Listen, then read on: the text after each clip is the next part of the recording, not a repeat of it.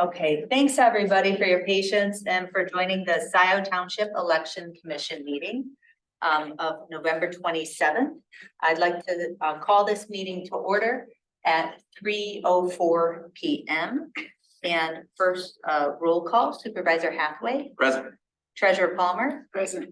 Clerk Flintoff. Present. We're all here. Excuse the extra names on there.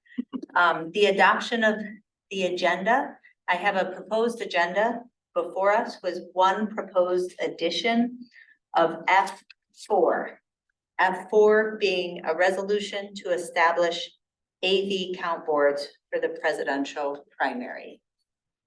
With that proposed amendment, is there a motion to adopt the agenda? I'll second. All in favor, say aye. Aye. Motion, agenda adopted as amended. So where's the material for F4 in here? Oh, sorry, right there. Okay. Oh, I'm sorry.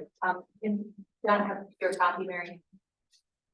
I don't have an agenda. I have that resolution. I can go get a copy. Here, why You don't I? take the notes. I'll sit next to you.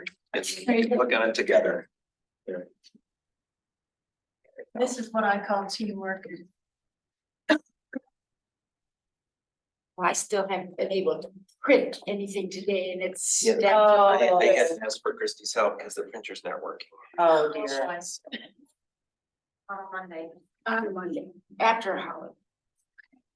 Okay, So here's. Well, the first thing on the agenda is public comment. This is the time for members of the public to speak for up to 5 minutes on any matter under the purview of the Election Commission. There are no members of the public here in person. Mary, are there any members of the public on Zoom? There are 3 members on Zoom Any with their hands up? that I see. Okay, noting no interested public, I'd like to move on to E1, which is approval of the minutes of the October 26th Election Commission meeting. This was our public accuracy test. The minutes are there for your review, Donna and Will. You get a chance to look. Sure, take some time. Sure. Oh, you got them here. Okay. Unless you have any corrections, I'll move. and I'll support. I move approval of the draft minutes as presented. Okay, moved by Hathaway, supported by Palmer. All in favor, say aye. Aye. Motion passes. Thank you. On to new business. The first item is just a discussion item to debrief the November 7th special election. And a chance for election commission members to ask questions. If you have any, generally speaking, overview, we had the first election where we did 9 days of early voting. We had 3 AV count boards and we had 6 precincts. So with that, we had very good turnout for a special election. We had 34% turnout. That's 5,173 voters came out. 405 of them were early voters. And another, I think roughly 3,000 were AV voters. That's a rough number. I can give you the precise numbers. And the other 1,500 went to the polls. So in rough numbers, 500 early voting, 3,000 absentee voting, and 1,500 at the polls. So as has been consistent since we started the voting reforms in Michigan in 2018, most of our voters vote absentee and very fewer and fewer vote at the polls. We have 15,097 voters in Scio Township. About 13,500 of them are active. In terms of the precincts, who voted on November 7th, we continue to have very low turnout, the lowest turnout in precinct 5, which is the Scio Farms area. We had turnout of a dismal 9.71%. 9%. What's interesting is the second lowest precinct turnout was precinct 1 of 26%. There had been some, and that's in the bottom southeast corner. There had been some speculation that people nearest to the proposed second fire station may be more interested in the issue. That interest was not indicated, at least By turn. in turnout. So I found that quite interesting because precinct 1 is often has higher turnout than that. That said, precinct 1 does also include a fair number of renters.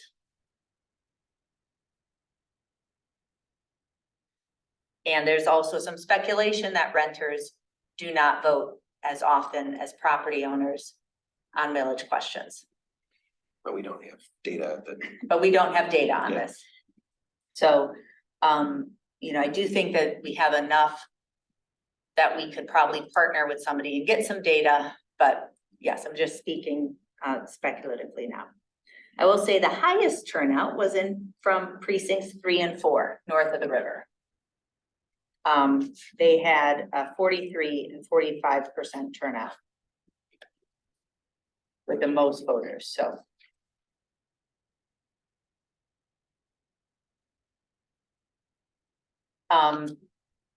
Are there any questions about the November 7th special election administratively, how it went, or? We had a report at Board of Trustees meeting. I mean, you gave a report at Board of Trustees meeting. But my sense from that and from what you just said is that things went pretty smoothly in terms of the early voting. Yeah, we didn't run into a lot of problems. No problems. Well, there were problems, but they weren't, no, No okay. catastrophic. There were no catastrophic problems. No, so the problems, well, one, I will say, Mary and I were absolutely exhausted. It was a 90-hour week. It was a 90-hour week, literally, so, and for the clerk's assistants as well, so. The Saturday to Sunday continuous is difficult. The problems we ran into were all very, very good learning experiences for 2024, which is part of why I was looking forward to testing it in a small election. We were also served as the test case for Washtenaw County, being the only one in Washtenaw County doing it, and only a couple dozen in the state.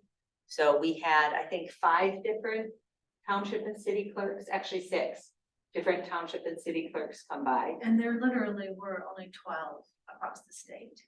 Oh, just 12 Just across 12. the state. We were one of 12. Then it's not. Yeah, The only thing that the voters were voting on November 7th was our ballot question. The testing for Scio Township serving as an early voting site for other voters is happening next year. not testing, yes, the implementation of early voting for Implementation, other. not testing. Yeah. Implementation of early voting is that, so the big test, I guess, comes next. Exactly. With the primary, probably. Exactly, with the primary. So this November 2023, we did it alone. Per the board's agreement, signing on to the county-wide early voting agreement that we handled about 6 or 8 weeks ago. We will be part of the county-wide effort to do early voting, which will reduce costs, sharing and administration. As part of that, Scio Township Hall, this room will be an early voting site for 5 jurisdictions in Washtenaw County. It'll be kind of a regional hub for early voting. So for the 9 days prior to each election in 2024, Scio Township voters, City of Dexter, Ann Arbor Township, Webster Township, and Northfield Township may come here to vote early.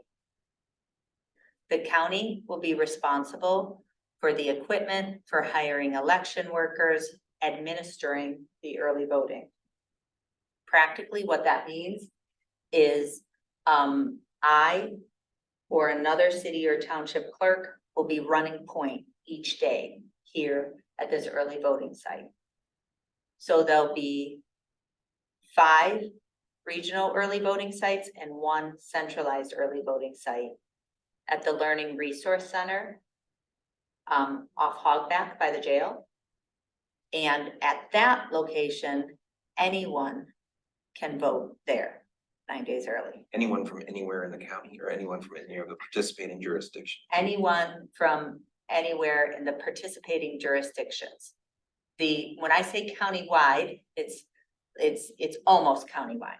It's countywide minus the city of Ann Arbor Oh, and Ipsy Township? Ipsy Township.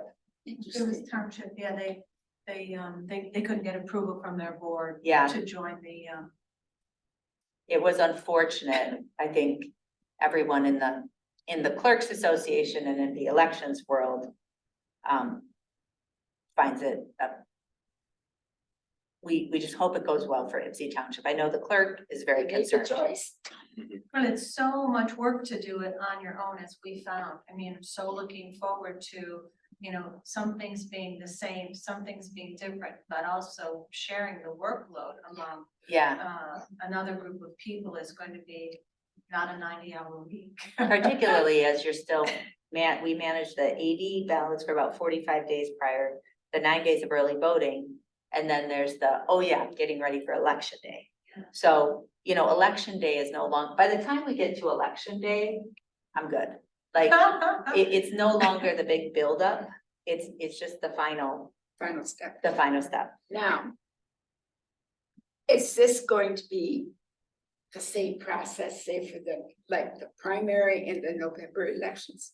I mean, this is what I understood. You wanted to do this as Mhm. working your way through. and Exactly. Getting the kinks out. And we did, and we documented, and I want to thank Mary for excellent documentation of all the procedures, the opening and closing every day of early voting, the 9 days of custody and control, day over day over day over day of the ballot, the tabulator, the poll book.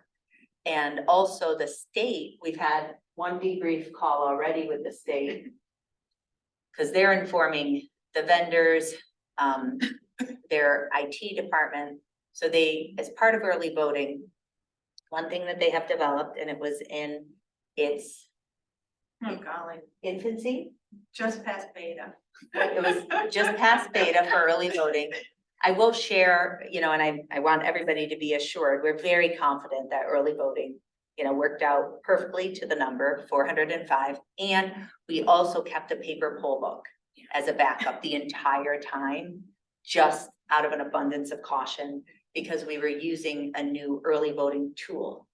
So typically in our precincts, we use the electronic poll books, the laptops we have dedicated with the state software as a poll book. For early voting, because it's in multiple sites, it's over 9 days, they identified the need to make sure that they had absolutely real-time information about someone's voting status. Therefore, the state has developed the early voting tool, which is web-based and connects directly to the voting status maintained within the qualified voter file, QVF, where around the state, we all check in ballots. If it's an AV ballot, if somebody votes at the voting site, it says that they voted.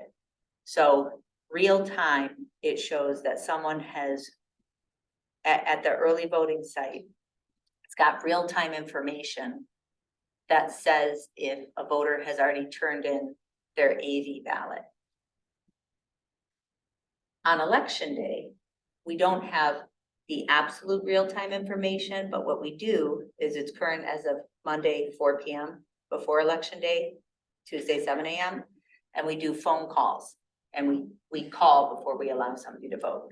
So the early voting tool, they're trying to get to the point, and they achieve that of having real-time information. So even Jonathan Brader, the elections director from the Secretary of State, was here. But there's some quirks, just things about logging in and the multi-factor authentication and all the, various implementation. Also, I was very, very glad to have Chris Bailey. It was Sunday morning, and it wasn't working. Our internet everywhere was working except for the internet on that computer suddenly. Oh. It was just very slow, plugging in, plugging out, this and that. He came in and it was an Ethernet cable. It had been a brand new Ethernet cable, but it just failed. So he replaced the Ethernet cable, and so just in terms of the need, statewide to make sure that every place has the right cooperation with their IT support and their facilities support, is important for the early voting site. We have an internal IT person. Yeah, so that Scio has a good internal IT person, that we have the security system we have that can be adapted for different users at different times. All of that makes this a really convenient place for early voting. So 9 days prior to each election, so that's both the primary in the spring, It's every election, in August and November.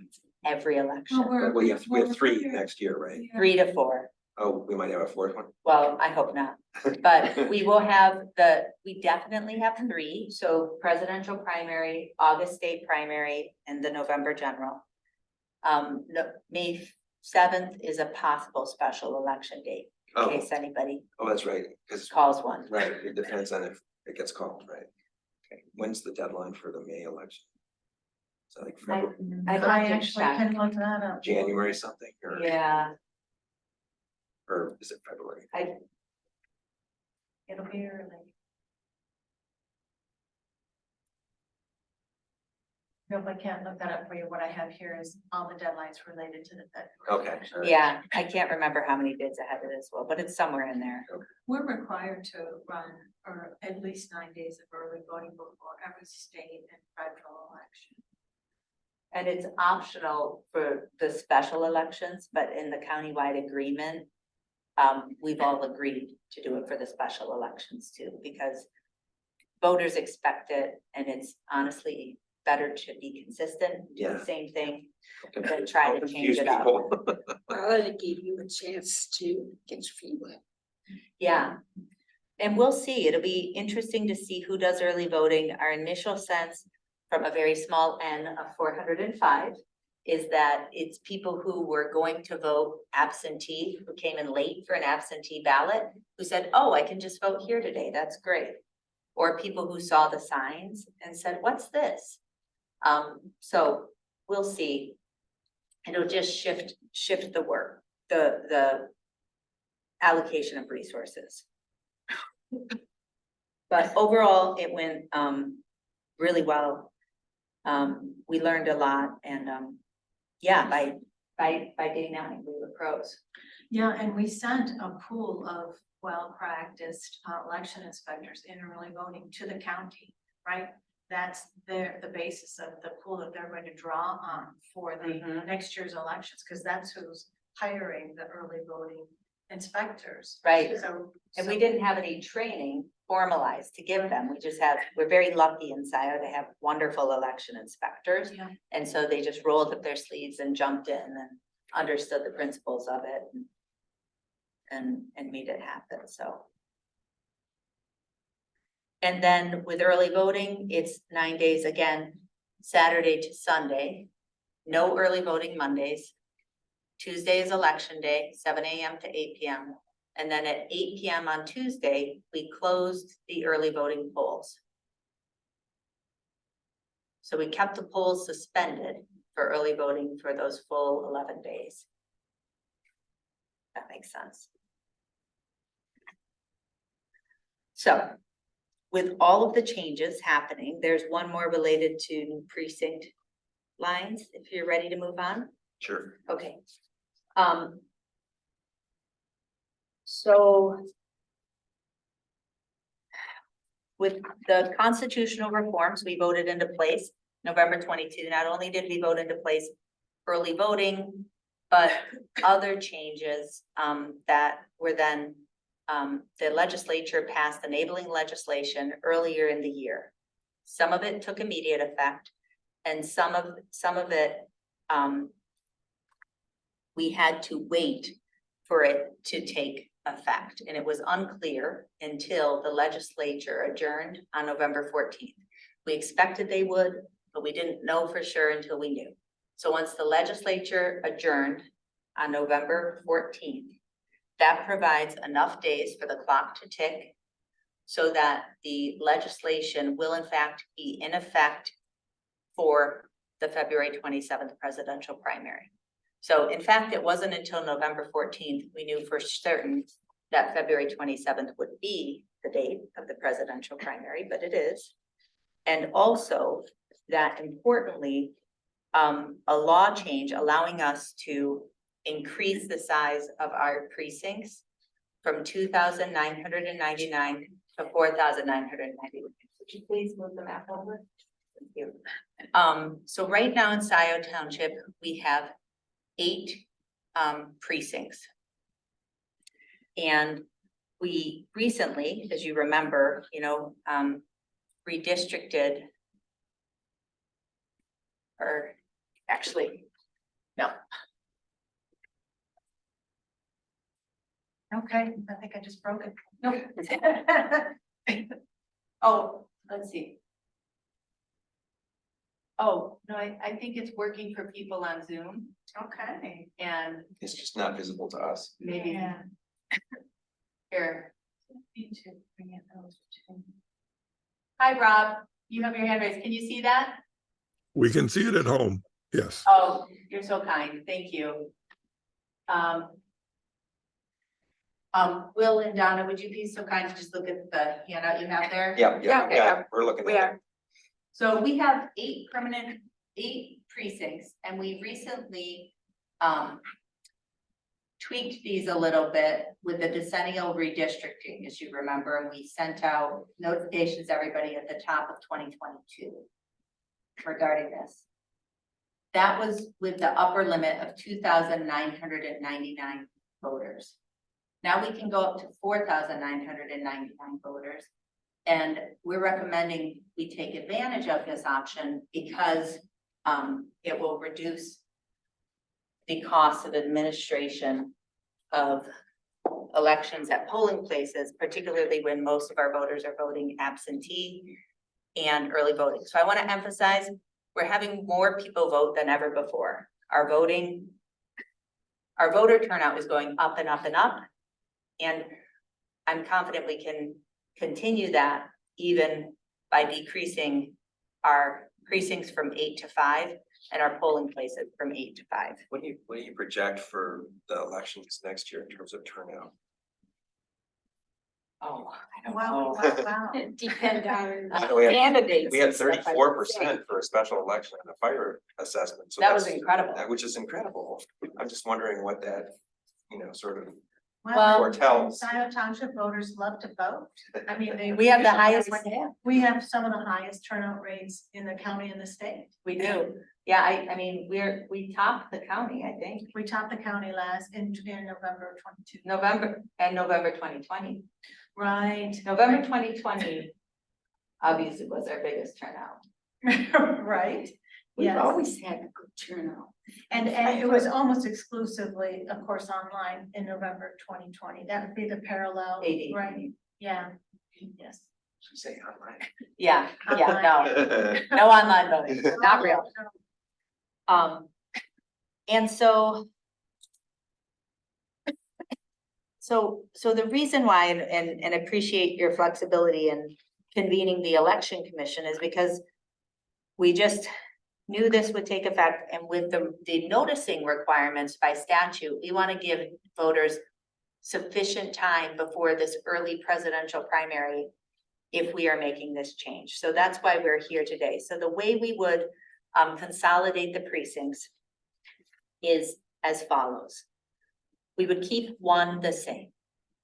And the reason is it has its own county commission district, its own state house district, and it would also remain voting at Washington Intermediate School District. Jumping to the other side of the township, the west side, 2 and 4, which are both in the Dexter School District, we would combine 2 and 4, 2 2 and and 5. we would combine 2 and 4 Come back, okay. so that that very squiggly red line is the school Gotcha, district gotcha, boundary. gotcha.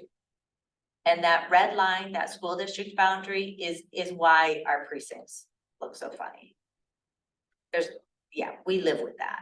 It looks sort of like a You know, profile. history on that, don't you? I don't, Tell you sometime. okay. It's really something. Yeah, it is.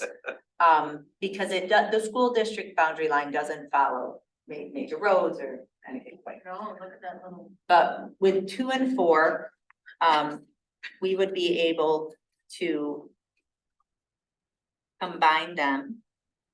And Mary has described the new proposed precincts. So precinct 2 and 4 would become precinct 2. And that would include 3,113 active voters. So still ample room for growth up to that 5,000 max. Moving east, formerly known as precincts 3 and 8 would become precinct 3. So again, that would be 3,520 active voters in combined 3 and 8.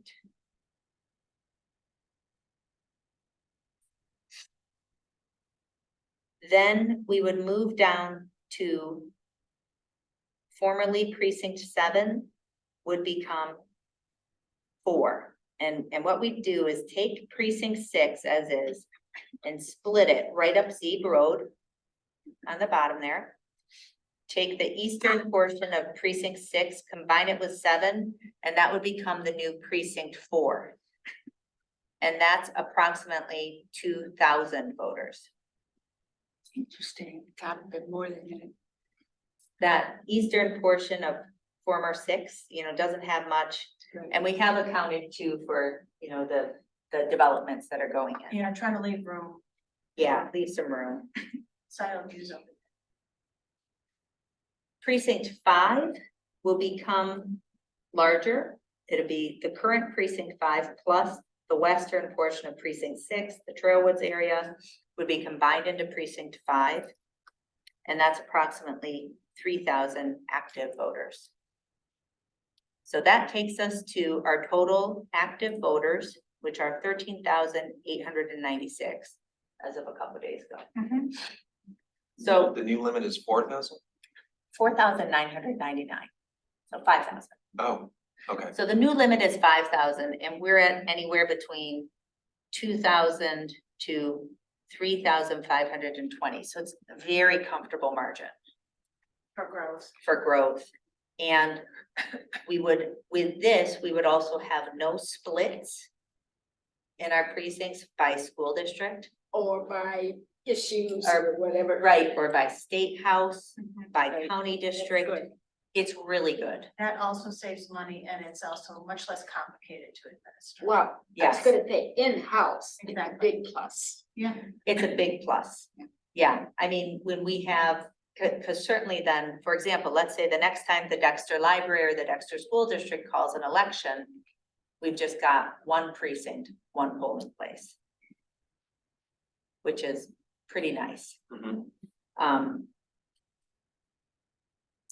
So I think that the numbers work, and as you can see up top here, there's no changes. And I want to be clear with everybody to state house districts, county commission districts, any of that. That was done when we did redistricting. This is simply about combining precincts and changing polling places. Are you looking for a motion? If there are no more questions, yes. You have one question. Well, I would move to adopt the resolution to approve the new precinct boundary lines and reduce the number of precincts as proposed. Support. Okay. Any more discussion? If not, all in favor, say aye. Aye. Right, thank you so much. What a lot of work. And so then tomorrow night, the polling places that correspond to these newly established precincts Will be on the. will be on the agenda. board agenda for approval. Provided that that passes, then we already have the street index all marked up. We'll start communicating with the state, and as soon as we can, we'll start noticing voters. Good. And it should give you. Enough time. Yes. Yes. We wanted to do it early enough, we had plenty of time. And in the States on holiday, vacation or whatever, so. Not at all, oh my golly, no. They Yeah. can't do anything more, we hope. Oh, you mean the legislature's They on? can't. Yeah. Yeah. That's what I- Yeah. legislature. No, I think with this, this will be the last of the major changes. There's some other changes like, AV counting boards will no longer be sequestered. They'll be open to the public, and there's some new changes like that, but we'll figure them out. Okay, thank you. Next item is, if you have your calendars with you, I see you do, thank you. I do, yeah. I thought we'd take the opportunity to set the dates for the next two meetings of the Election Commission. These two would be the two meeting dates in support of the February 27th presidential primary. The first would be proposed for Thursday, February 1st at 10 a.m. And the second for Thursday, February 8th at 10 a.m. Just throwing those out there. At the February 1st meeting, we would appoint inspectors. At the February 8th meeting, we would hold our public accuracy test. I'm open, it's fine with me. How Okay, early you want to do this? how's 10 a.m.? Okay. Earlier if it works for you. Okay, that's great. Yeah, February 27th is, we'll be here before we know it, I think. All right, so is there a motion? I move the proposed next meetings of the Election Commission as February 1st and February 8th, 2024 at 10 a.m. in the morning. Support.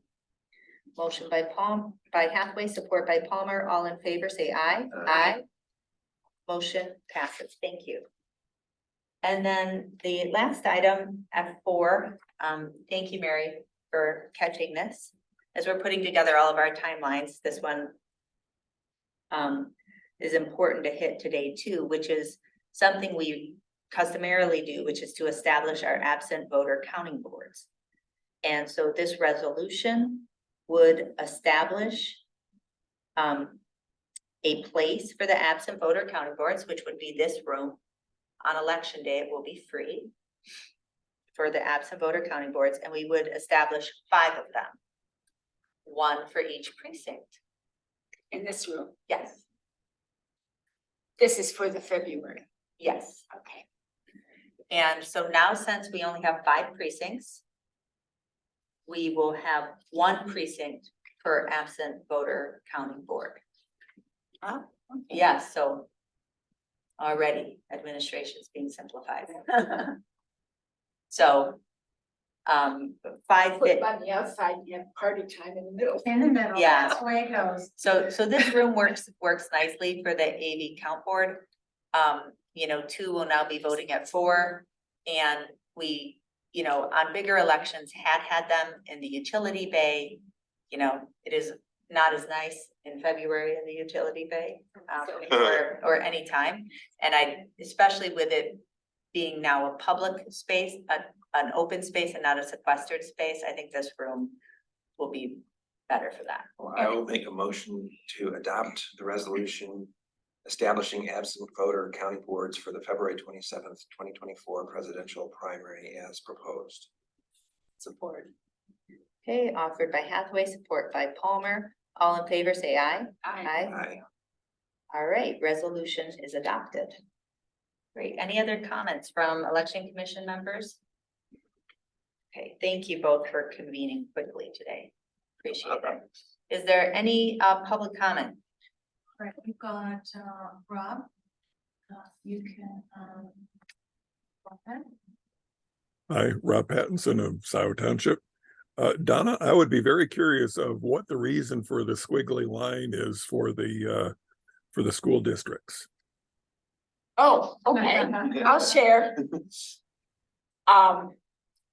Way back when we had to do this, Zeb Road was the obvious, division center of the township, but there was a resident / business owner out Jackson Road that didn't want his children going to the Dexter School District, and he had political pull. And that's why you see that going out Jackson Road and then coming back. That's, and it's been forever. I don't know when that was done. I mean, it's been decades and decades. But that literally is the reason you see that. It's not the Just suggestion. check and see how those kids turned out. They probably did very well. Yeah, we talked to Andrea, our assessor, about, especially up on the northern edge, it's really, really wiggly way up Yes. there. And she said that every once in a while, somebody petitions to move to one side or other of that line, and she said it's really, really difficult to do. Well, So I think once it got established, that yes, was it. and people could choose one school district or the other on a whim. There was no established protocol. Hmm. And it made a whole lot of sense. And I mean, look what it did to the school districts. If they had a number of people, oh, I want my kids to go here this year or whatever year. So, yes. And I remember growing up with people we knew, and I was in Hamburg Township in Livingston County, and that's what they did. Some of their kids went to Howell District, but most of them went to Pinckney. And you know, that was not a good thing. All right, we've got one more person, Pam Boyd. Thank you, Pam Boyd, a Scio resident. I just want to thank you all for all the hard work that you're doing, and I'm actually glad to see a little bit less with less precincts next year. So thank you again for all you do. Thank you, Pam. That's it. No other public comment. No other hands raised. I would move to adjourn. All in favor, say aye. Aye. Meeting adjourned at 3:41. Great, thank you so much. Yes. Oh, wait, no, it's not up yet. Sorry. Let's see. End of the meeting. Thank you, everyone.